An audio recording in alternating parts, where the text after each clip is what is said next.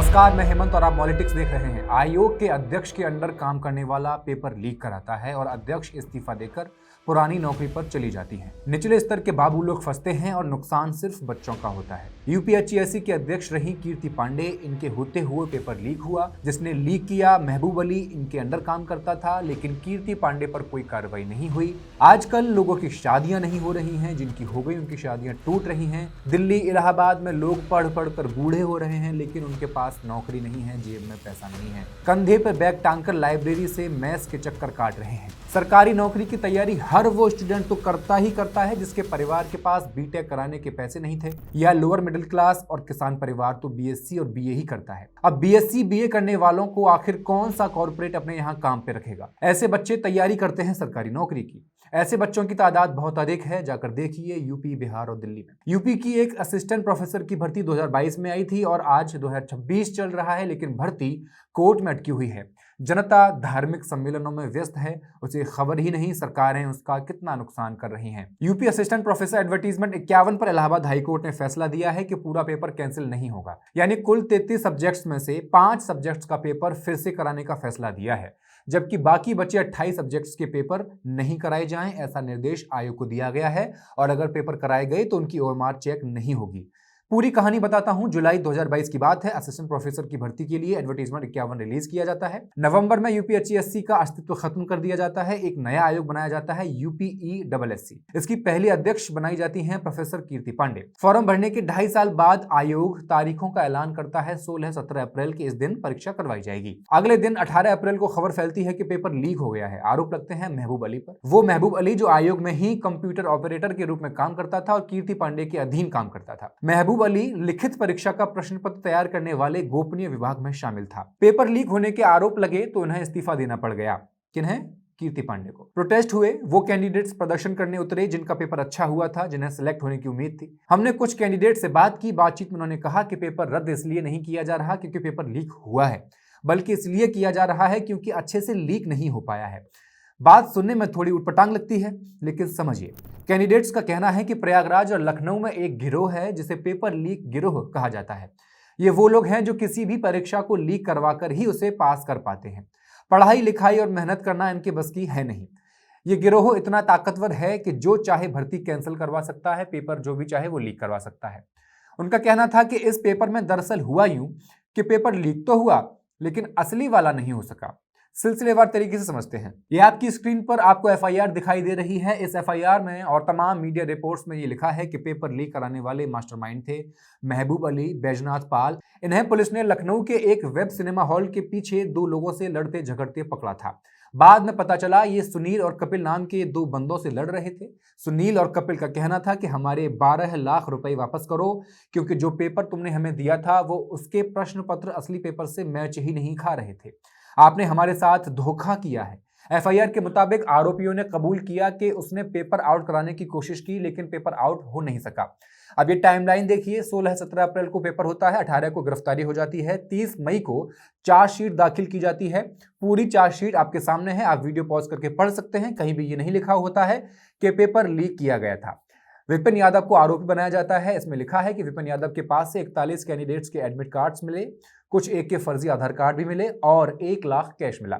विपिन यादव पर जो धाराएं लगाई गई, उन धाराओं में वो धारा नहीं थी जिनका जिक्र Uttar Pradesh public examinations prevention of unfair means ordinance 2024 में किया गया है, बल्कि चार्जशीट में इन तीनों आरोपियों पर यानी विपिन यादव, बैजनाथ पाल और महबूब अली पर 3 समान बीएनएस की धाराएं लगाई गई हैं, यानी 112, 308 का 5 और 318 का 4। इन धाराओं को क्रमशः पैटी ऑर्गेनाइज्ड क्राइम, एक्सटॉर्शन और धोखाधड़ी के जुर्म में लगाया जाता है। यानी एफआईआर और चार्जशीट में ये बताती हैं कि पेपर लीक नहीं हुआ। अगर पेपर लीक नहीं हुआ तो इतना हंगामा क्यों हुआ? क्यों आयोग के अध्यक्ष के पीए पर आरोप लगे? क्यों अध्यक्ष को इस्तीफा भी देना पड़ गया? क्या पुलिस ने जांच ठीक से नहीं की? हुआ जो भी हो, विडंबना देखिए। जिन्हें लगता था कि पेपर लीक हुआ है वो खुद आयोग है। अब आयोग चाहता था कि पेपर कैंसिल करके फिर से करवाया जाए। आखिर आयोग पेपर कैंसिल क्यों करना चाहता था? वंशिका यादव केस में जो नीट के पेपर के कैंसिल को लेकर हुआ था, सुप्रीम कोर्ट ने कहा था कि पेपर कैंसिल नहीं हो सकता है नीट का। क्यों? कि कोर्ट ने माना कि पटना और हजारीबाग में पेपर लीक तो हुआ था, लेकिन यह सिस्टमैटिक नहीं था। पूरे देश में परीक्षा की इंटीग्रिटी पूरी तरह से प्रभावित नहीं हुई थी। उपलब्ध सबूतों और डेटा से साबित नहीं होता कि लीक इतना बड़ा था कि पूरी परीक्षा रद्द कर दी जाए। यानी नीट वाले केस में कोर्ट ने माना कि पेपर लीक हुआ है, तब भी पेपर कैंसिल नहीं हुआ। यूपीएसआई भर्ती भी बड़े लेवल पर पेपर लीक और सॉल्वर गैंग में शामिल होने की बात आ रही थी, लेकिन पेपर कैंसिल नहीं किया गया था। यूपी असिस्टेंट प्रोफेसर भर्ती में आयोग सिर्फ कह रहा है कि पेपर लीक होने की आशंका है और साबित नहीं कर पा रहा है कि पेपर बड़े लेवल पर लीक हुआ है, और ना ही चार्जशीट में कहीं लीक का जिक्र है। और सबसे बड़ी बात, एसटीएफ की जांच में तीनों आरोपी पकड़े जाते हैं, जो जांच होनी थी वो हो जाती है, लेकिन आयोग लिखित परीक्षा का रिजल्ट भी घोषित कर देता है जांच के बाद, चार्जशीट के बाद। कैंडिडेट्स के घरों में खुशी का माहौल बन जाता है। कहानी में ट्विस्ट आता है। रिजल्ट घोषित हुआ 4 सितंबर 2025 को, एक चार्जशीट दाखिल हो चुकी थी 30 मई 2025 को ही। तो क्या आयोग तब आश्वस्त था कि पेपर लीक नहीं हुआ है?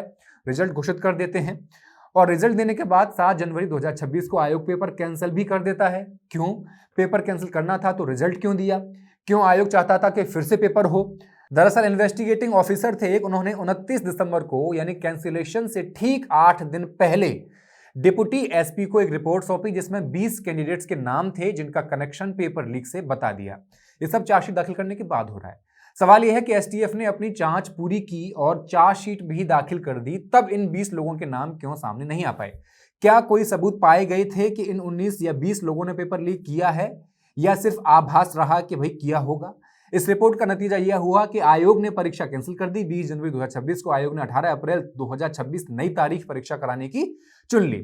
अब जुलाई 2022 में आई भर्ती 2026 तक आ गई और अभी भी पूरी नहीं हो पाई है। जो लोग परीक्षा देकर इंटरव्यू की तैयारी कर रहे थे, जिनका नाम लिखित परीक्षा के रिजल्ट में था, वो लोग हाई कोर्ट चले गए। कोर्ट ऑर्डर पढ़ने के बाद पता चलता है कि एक इन्वेस्टिगेटिंग ऑफिसर, जिन्होंने 29 दिसंबर 2025 को वो रिपोर्ट सौंपी थी अपनी डिप्टी एसपी को, वो भी दोनों चार्जशीट दाखिल होने के बाद सौंपी थी। उन्होंने बताया कि 19 लोग या 20 लोग ऐसे हैं कि जिन्होंने पेपर लीक का फायदा लेकर परीक्षा में पास किया है।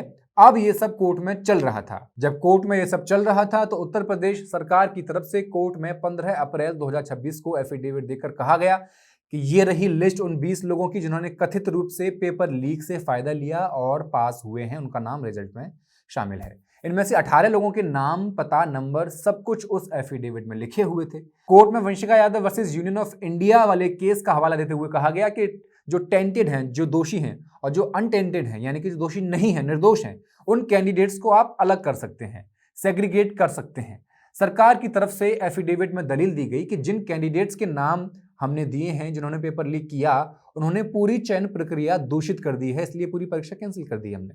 लेकिन कोर्ट ने माना कि आयोग और सरकार मिलकर के ऐसा कोई ठोस सबूत पेश नहीं कर पाए जिससे यह साबित हो सके कि पेपर लीक के दोषी और निर्दोष कैंडिडेट्स की अलग अलग पहचान नहीं की जा सकती है। अब परीक्षा होनी थी 18 अप्रैल को, और 17 अप्रैल को ठीक एक रात पहले कोर्ट ने ऑर्डर दिया पूरी परीक्षा कैंसिल नहीं हो सकती। कोर्ट ने कहा महबूब अली और सभी आरोपी व्यक्तियों के बीच किए गए उनके फोन कॉल्स का विवरण भी आयोग ने जो दिया है वो ठीक है।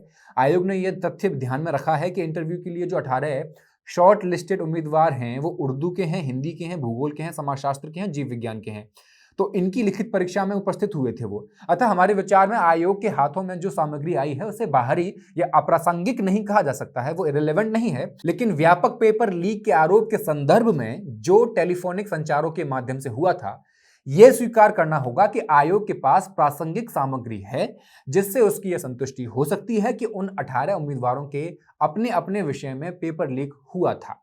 यानी कोर्ट ने माना कि पेपर लीक हुआ था। महबूब अली और 18 शॉर्टलिस्टेड उम्मीदवारों के अलावा बाकी शॉर्टलिस्टेड उम्मीदवारों के संबंध में आयोग के पास कोई सबूत नहीं था, यह कोर्ट ने माना।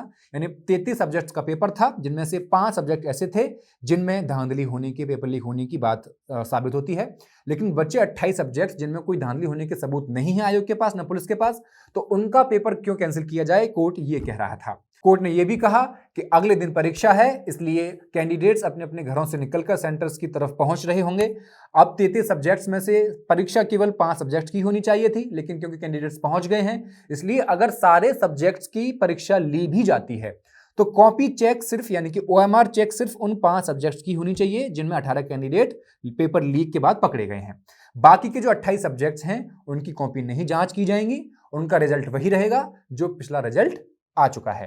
अब अगले दिन यानी कि 18 अप्रैल को परीक्षा हुई और सभी 33 सब्जेक्ट्स के लिए हुई। कोर्ट ने कहा कि अगर परीक्षा आयोग ने करा भी ली तो OMR केवल 5 की ही जांच की जाएगी, यानी 28 पर जिन कैंडिडेट्स ने पेपर दिया है अपने अपने घर से दूर पेपर देने गए, उनका कल क्या होगा उन्हें नहीं पता। इसलिए नहीं पता क्योंकि आयोग हाई कोर्ट में हारने के बाद अब सुप्रीम कोर्ट का रुख भी कर रहा है या करने जा रहा है। तो इस पूरी लड़ाई में वो लोग जो संलिप्त पाए गए और वो जो ताकतवर होने की वजह से अलग हो गए इस केस से, उनका कुछ खास नुकसान नहीं हुआ। जिनका करियर बर्बाद हुआ, जिनकी शादियां टूटी, जिनके घर वालों के सपने टूटे, वो थे कैंडिडेट्स, स्टूडेंट्स। पेपर लीक होते रहेंगे, जांच होती रहेंगी और एक परीक्षा जो 2022 में शुरू हुई थी वो 4 साल बाद भी कोर्ट में अटकी पड़ी रहेगी। अब आप कमेंट करके बताइए, क्या महबूब अली ने सिर्फ 5 सब्जेक्ट का पेपर ही लीक करवाया होगा? क्या महबूब अली सिर्फ एक मोहरा है और मुख्य आरोपी जो ताकतवर लोग हैं, जो ट्रांसफर ले गए या इस्तीफा दे गए, वो बेकसूर हैं? और सबसे बड़ा सवाल, जब पेपर लीक हुआ है तो पेपर लीक की धाराओं में कार्रवाई क्यों नहीं की गई? धन्यवाद।